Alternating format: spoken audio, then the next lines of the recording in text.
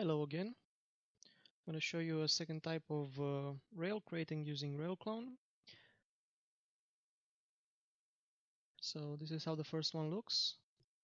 It's good for U-shaped splines, and this one is the second one that we're going to do now is going to be used for straight lines or curved lines.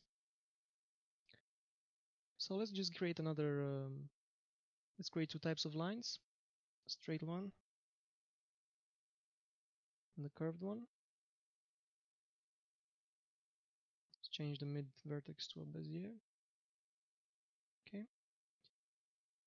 And if you have the Railclone toolbar, you can just click this button here and drag and drop the Railclone object. Go to Style Editor, drag a linear array, a spline, and a segment. Let's select the first spline, the straight one. As for default, we're going to create first the mid section. And select it. Again, I don't know if the pivots on these objects is correct, so we're going to see now.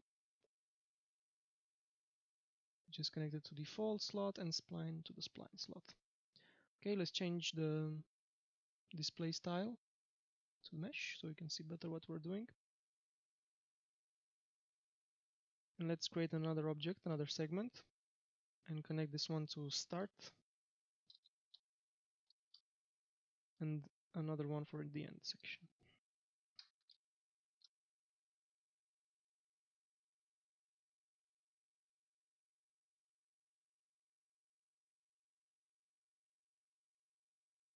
Oh, but first, of course, we have to load them. So this should be the start, and this should be the end. So again, we have to adjust the pivot for the main section. On the z-axis, set it to pivot. And let's add, of course, the pole section, another segment. Load the object.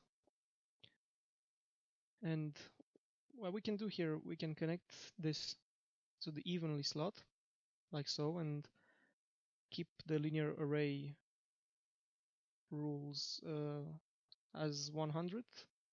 Change it to 50 centimeters. But you can see we have the small gaps here, and the small gaps can be fixed with adding padding. So let's keep it to 100.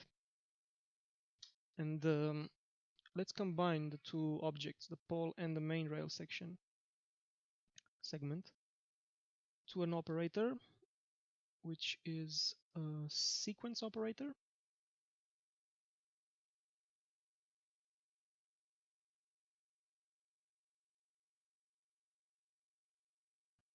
Okay, and let's set the main rail segment to 5 or 4 sections, 4 segments, and connect the sequence to an evenly one.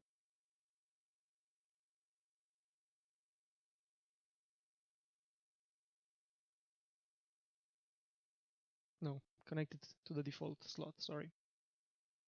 Okay, now let's get rid of these spaces by adding padding.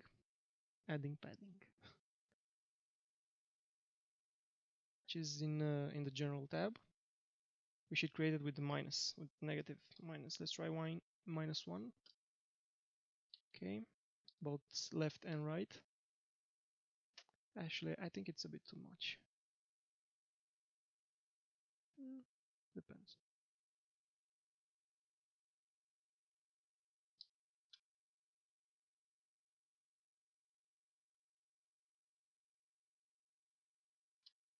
Cool. Of course, padding to the pole as well. -1, -1. And that's it. And now we can copy this style to the other spline.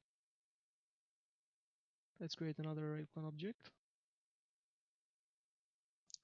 And under the style here, you have copy style from, and click the previous Railclone, click yes, and then open the style editor and just exchange the spline. And there you have it. And you can adjust from here. It's going to move a little slower depending on how complex your model is. But if you change it to point cloud, it moves faster. So that's it. Thank you.